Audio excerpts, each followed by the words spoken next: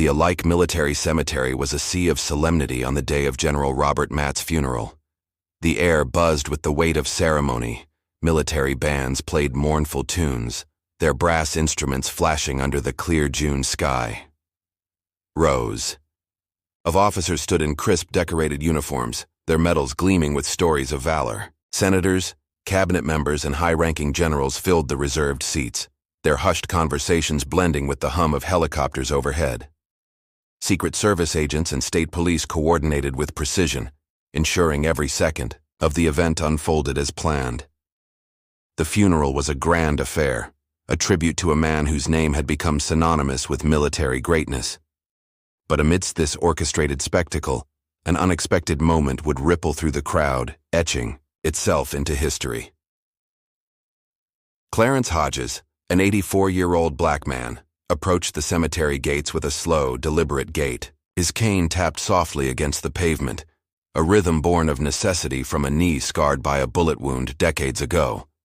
His faded army jacket hung loosely on his lean frame, its patches worn but proud, a quiet testament to a life of service. Clarence carried no entourage, no credentials beyond a yellowed army ID tucked in his pocket. His eyes, though, burned with purpose, a resolve that spoke of a connection to the day's events deeper than any medal could convey. He had read General Matt's obituary in the local paper, and though it detailed a storied career, it stirred something personal in Clarence's chest. Not grief, not pride, but memory. In 1967, Clarence had been a drill instructor, one of the first black DIs permitted to train integrated units in a military still navigating the fault lines of segregation. Among his recruits was a scrawny 18-year-old Robert Matt, a young man from a privileged family with a military legacy stretching back generations. Matt was no natural soldier. He fumbled with his rifle, his shots missing the mark. His temper flared, under pressure, and by the second week of training, he teetered on the edge of washing out. His confidence eroded by the weight of expectations. Many instructors would have written him off, but Clarence saw something in the boy, a spark of potential buried beneath the frustration. Instead of barking orders or doling out punishments, Clarence took a different approach. He ran extra drills, with Matt in the rain, mud soaking their boots as he taught him to steady his aim. He coached him through combat readiness tests, his voice firm but patient, offering guidance where others saw failure. "Being a soldier isn't about your last name," Clarence told him one evening, as they stood under a flickering camplight. "It's about your character. Find that, and the rest will follow."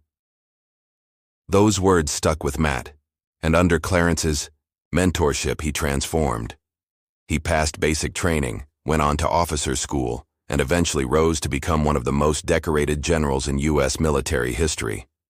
His name adorned plaques and history books, but the world never knew the man who had laid the foundation for his success. Clarence never sought recognition. After his service, he returned to his small hometown in Georgia, raised a family, and lived quietly, his contributions fading into the shadows of history. He worked as a mechanic, then a school bus driver, his days filled with the hum of routine. But when he saw the announcement of General Matt's funeral in his state, something stirred. He didn't need an invitation or a spotlight. He needed to be there, to honor the boy he had helped shape, to say goodbye in his own quiet way. So, he put on his old army jacket, took his cane, and made his way to the cemetery. The scene at blck Military Cemetery was one of controlled chaos. Dignitaries mingled, their polished shoes sinking slightly into the grass. The band tuned their instruments and the honor guard rehearsed their steps. Clarence arrived alone, his presence unremarkable amidst the sea of uniforms and titles. At the front gate, two young guards stood watch, their faces stern but professional. "Sir, this area is reserved for command staff and family," one said, eyeing Clarence's faded jacket and weathered ID. "I trained General Matt," Clarence replied, his voice steady, almost soft. "I'm here to honor him." The guards exchanged a glance, one offering a sympathetic shrug. "I'm sorry, sir. We have no record of that. You'll need to stand in the public section." Clarence nodded, his face unreadable. He was no stranger to being overlooked, to having his contributions dismissed by systems that didn't see his worth. He steadied himself on his cane, preparing to turn away, when a nearby officer overheard the exchange and stepped forward. "Sir, do you know where you are?" the officer said, his tone sharp with impatience. "This isn't for open visitation. Please don't make this difficult." The moment hung heavy. A small crowd began to form, their phones raised, capturing the scene. Whispers spread, an elderly black man being turned away at the funeral of a man he claimed to have trained. The optics were stark, a visual contradiction that cut through the ceremony's polish. Clarence stood quietly, his dignity unshaken, but the weight of the moment was undeniable. Some in the crowd shifted uncomfortably, sensing the injustice unfolding before them. Then, from across the field, General Elena Granger, a 4-star commander of the U.S. Northern Command, noticed the disturbance. She was a towering figure in the military, the first black woman to hold her rank, and she had known General Matt personally. Excusing herself from a conversation with the Secretary of Defense, she strode toward the gate, her presence commanding. Immediate attention. The guards snapped to attention, their postures stiffening. "Is there a problem here?" she asked, her voice calm but carrying the weight of her authority. One guard stammered, "This gentleman doesn't have clearance."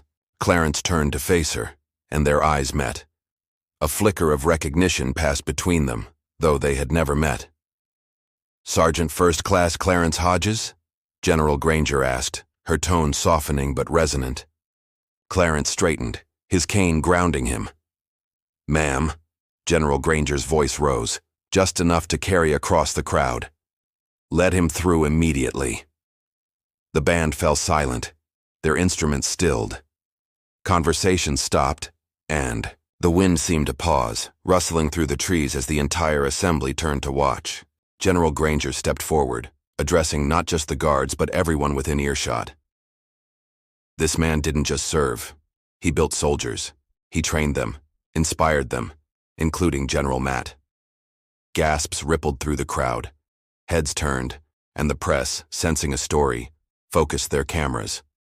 "I know this," General Granger continued, "because General Matt told me multiple times that without Sergeant Hodges, he wouldn't have survived boot camp, that he might never have become a soldier at all."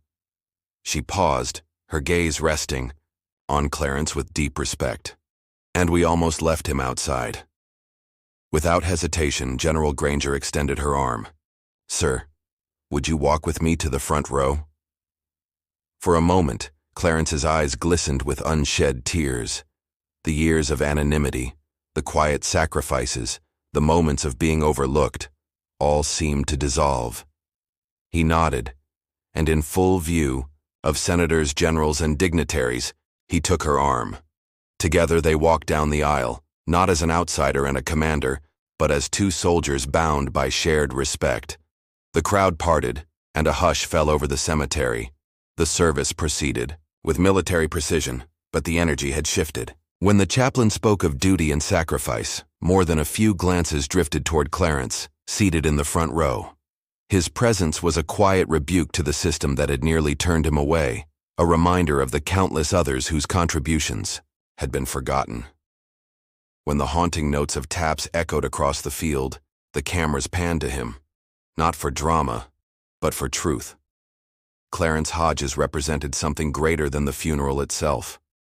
He was a living testament to the unsung heroes, the quiet builders whose fingerprints shaped the greatness of others, even if their names never graced headlines. After the service, General Granger ensured Clarence had a private moment at General Matt's casket. No one else approached, respecting the sanctity of the moment.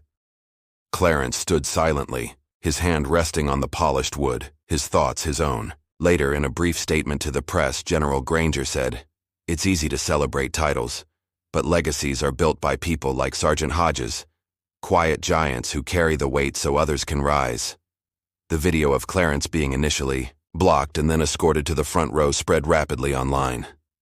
Within hours, it had gone viral, shared by veterans groups, news outlets, and ordinary citizens.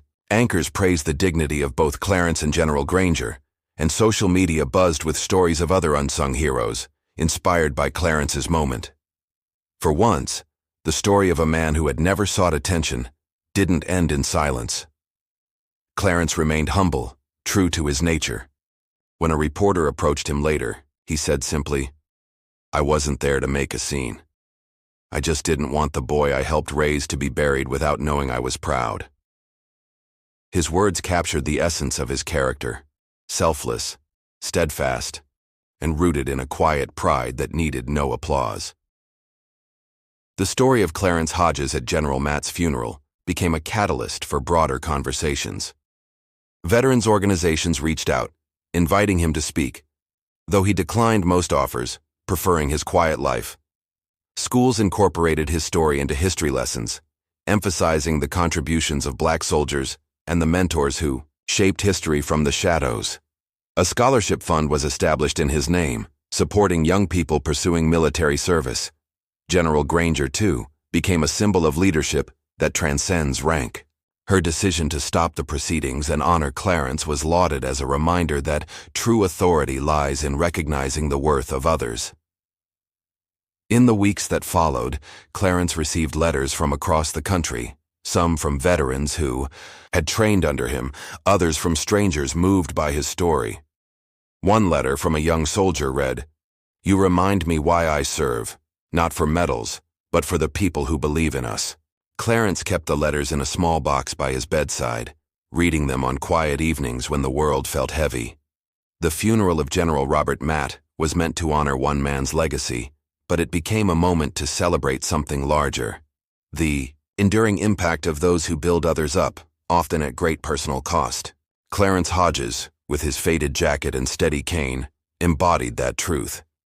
His story reminded the world that legacy isn't about who gets remembered, but about who refuses to let others be forgotten. As the sun set over the alike military cemetery, the flags lowered to half-mast and the crowds dispersed. Clarence stood alone for a moment, looking out over the rows of white headstones. He didn't need the world's applause. He had done what he came to do. And in that moment, the boy he had trained, the general he had honored, and the nation he had served all knew his name.